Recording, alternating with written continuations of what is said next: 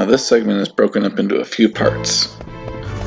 That's because it's got a few things that have to go right. First we pick up this tent and head out into the world map.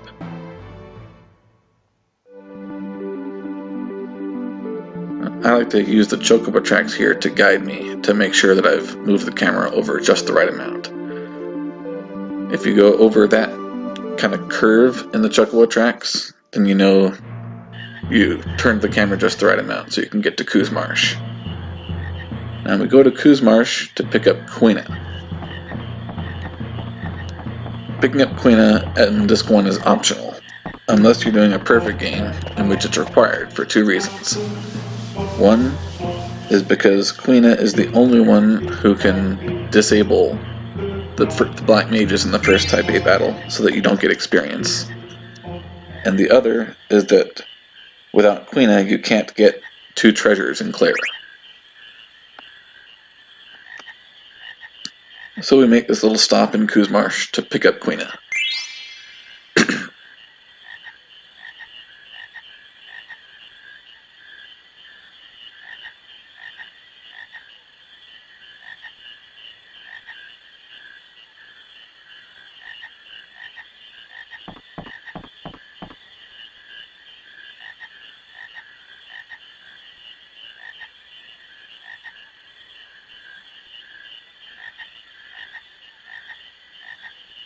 When catching the frog for Quina, I find it better to just wait for the frog to come to you, instead of trying to go to the frog, because it could decide to troll you by jumping back and forth. But it's stupid enough to come to you, so you can pick it up, so just wait for it.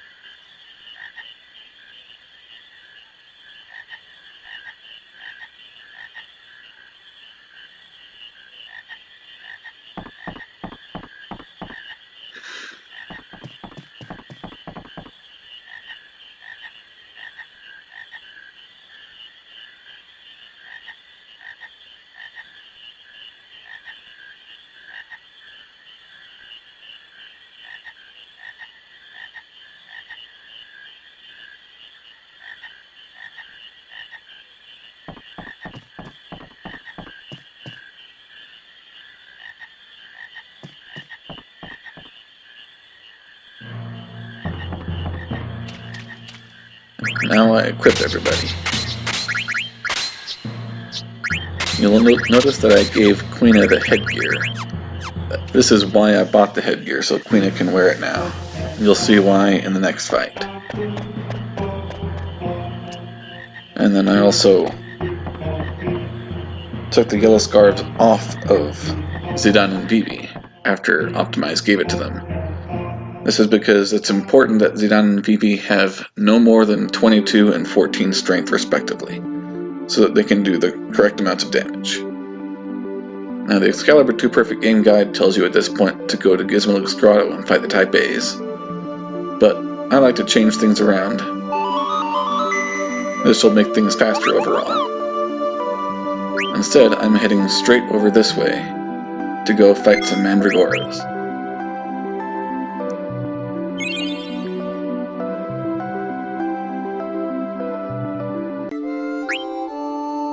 It's a pretty long way to run on the world map, so I got this save here, because you're not going to get all the way to the forest without an encounter.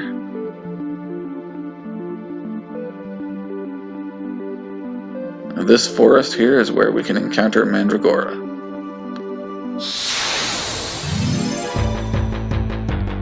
And we want to encounter Mandragoras so Quina can learn Limit Glove.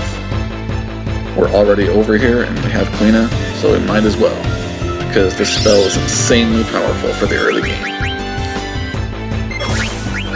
Limit Glove requires Quina to be at 1 HP, and if Quina is at 1 HP, then it will do 9,999 damage.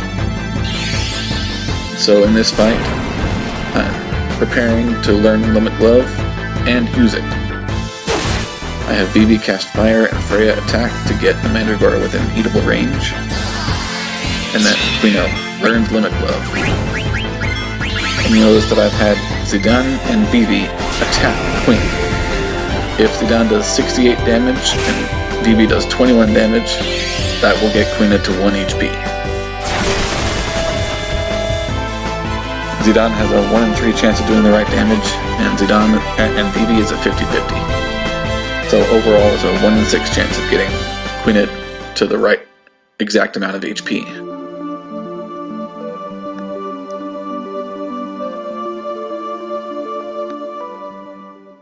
I need to make sure to get Quina's HP down to 1, because I'm not going to be able to knock Quina out in the Type A fight, since Quina is essential to petrifying the Black Mages.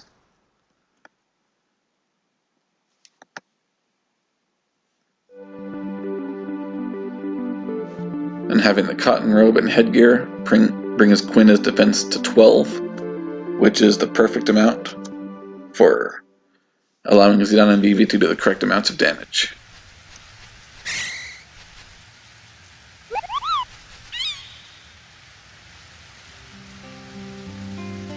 Now, you'll notice that I moved both VV and Freya to the front row earlier. This is because in the event that I happen to get a preemptive strike, then an attack from Freya followed by a physical attack from VV would have been enough to get the Mandragora down to eatable range, but only if VV is in the front row. So I put him there just in case I happen to get one. But I wasn't going to go for it.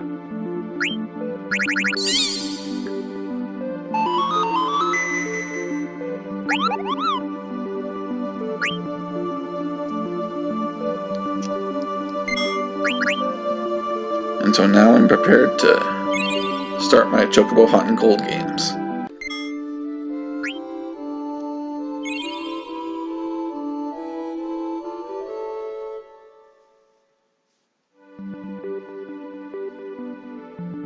In these games, I need to get the Stone of Patterns and the Healing Short Chocograph, as well as 2 Geisel Greens at a minimum, and as many points as I can possibly get, which means I'll want to have a limit bonus in both games.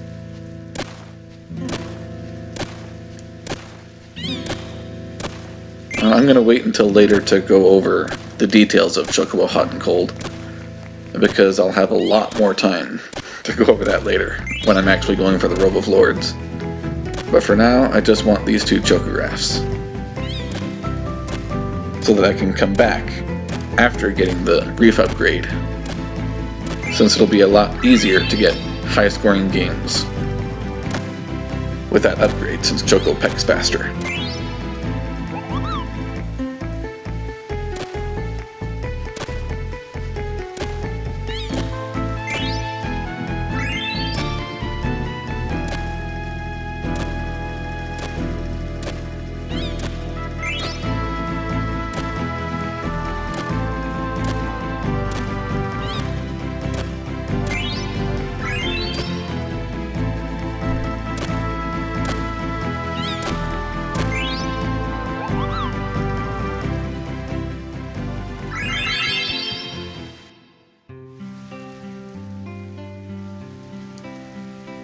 So I've got the Stone with Patterns, which you should definitely get in your first game, because it's your first Chocograph, and it will always be the Streamside Chocograph.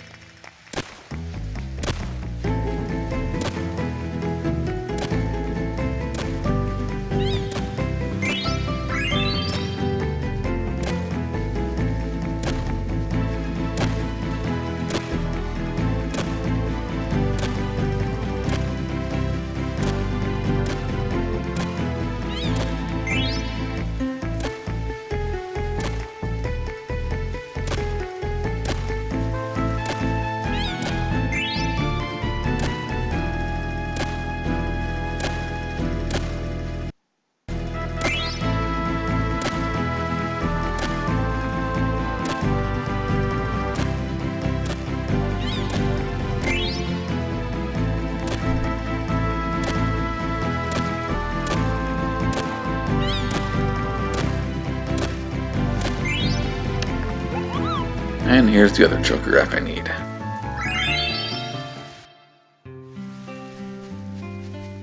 So now I can head out And since I've already done the Mandragora fight and looted Southgate, I can just head out.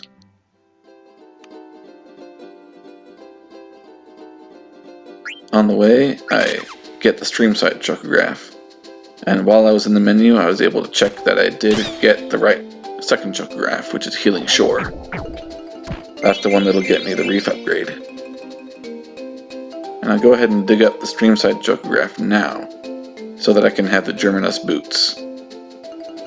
I want those because they give AP for Flea, so it'll help Zidane learn it much sooner. And now I make some more changes to my equipment and abilities for the coming up Type A fight.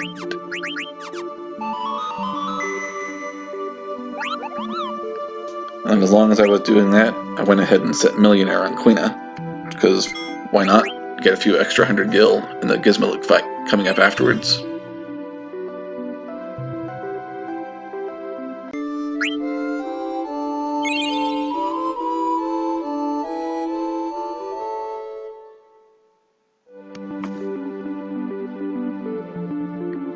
And I also set cover on Freya, because Quina is extremely vulnerable at this point due to only having 1 HP. So with cover, Freya could protect Quina in the event of him getting targeted with a strike. Now with the way my characters are set up, Zidane will survive absolutely anything the Type A's can throw at him. Vivi will survive anything except a fire spell. Freya will survive a strike or a weak spell. And then Quina, of course, will die from any spell, but is protected from strike as long as Freya is alive.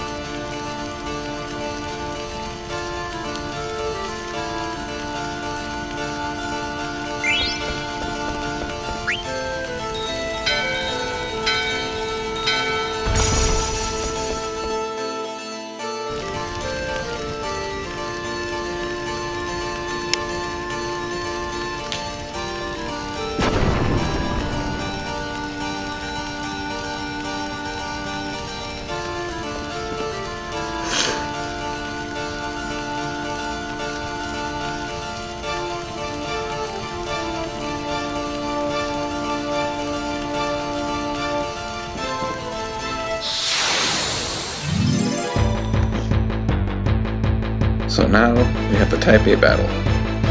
The goal here is to have Quina petrify both mages as quickly as possible.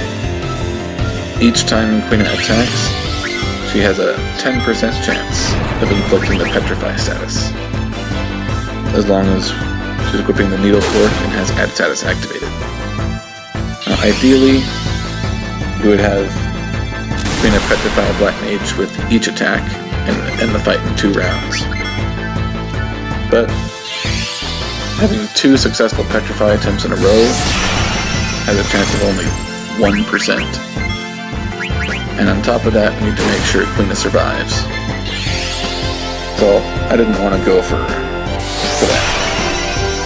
Instead, the Excalibur 2 Perfect Game Guide suggests a very reasonable alternative, which is to petrify each mage in 2 attempts, or less.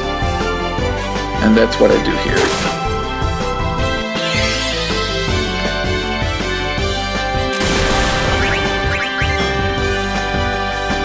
I didn't actually need to revive Vivi here, but oh well, it's not that important.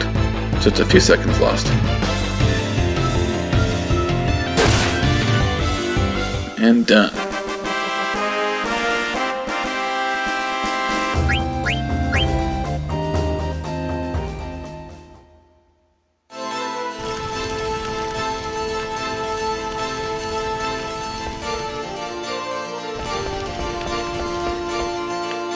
Now head out of the grotto so I can save. Because I don't want to have to go through that awful fight again.